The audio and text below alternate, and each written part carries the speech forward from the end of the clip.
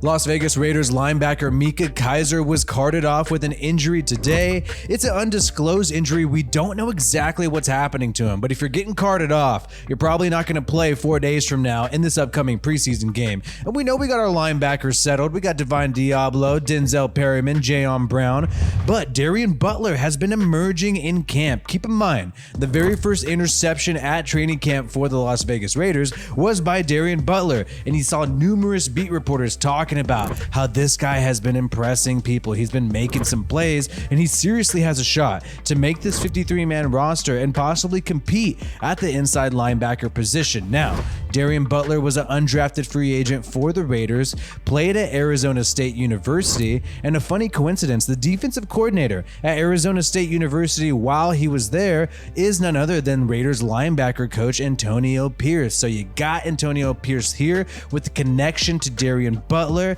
and that is a recipe for some success, and it's a recipe for some chemistry. He knows this guy, knows what he's capable of, probably knows him mentally, how he is off the field, how he's going to conduct himself, how he can be a long-term good prospect for the Las Vegas Raiders.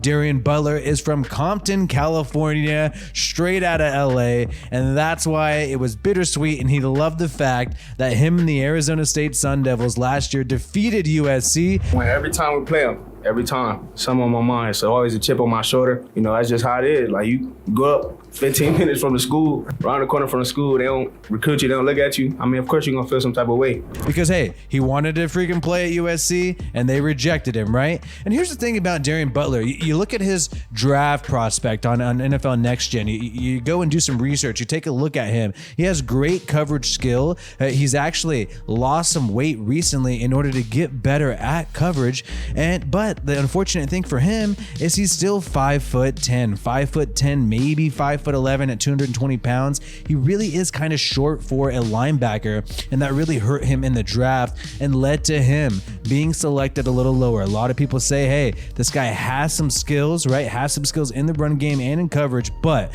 the size issue is really going to hurt him. But at the end of the day, he has been making plays with the Raiders. He ran with the first team during training camp for a couple of practice sessions, and what's interesting about him is last year he was the 6th highest coverage graded linebacker in the whole entire FBS, which is very impressive. In addition to this, he has been a captain at Arizona State University for 3 different seasons. 3 different seasons this guy was selected as a team captain. And keep in mind, his sophomore year, he was the first true sophomore team captain in Arizona State University history, and that is very impressive. Shows how mature this guy is, how he has great football fundamentals. The only thing going against him right now is the size issue. But even if he is undersized, this guy is still motivated. You hear him at the combine being interviewed talking about his passion and how he's motivated to play this game.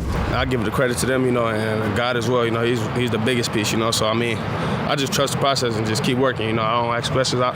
Selfless guy, man. I do whatever I need to do. That's one of the main things. You know, my family, man, they sacrificed a lot for me, you know, just so I could chase this dream, man. You know, so they're the biggest pieces to this. And there's been numerous players in the NFL who make up for a lack of size with just true passion for the game, and maybe that can be Darien Butler. He's an aggressive player in the run game. He was 2nd in tackles with the Arizona State Sun Devils last year, primarily played in the 4-3 defense as an outside linebacker, so we don't know exactly what the base defense of Patrick Graham's defense will be. He has talked before that usually you are in the sub defense, so it doesn't matter, but you could see maybe Darien Butler try to acclimate to somewhere like the inside linebacker position of a 3-4 defense, which seems likely because Cleveland Farrell earlier in the year said he's an outside linebacker now, so that leads you to believe that Patrick Graham is probably going to run with that 3-4 base defense. As we mentioned earlier, USC was a big game for Darien Butler. He picked up 10 tackles in that game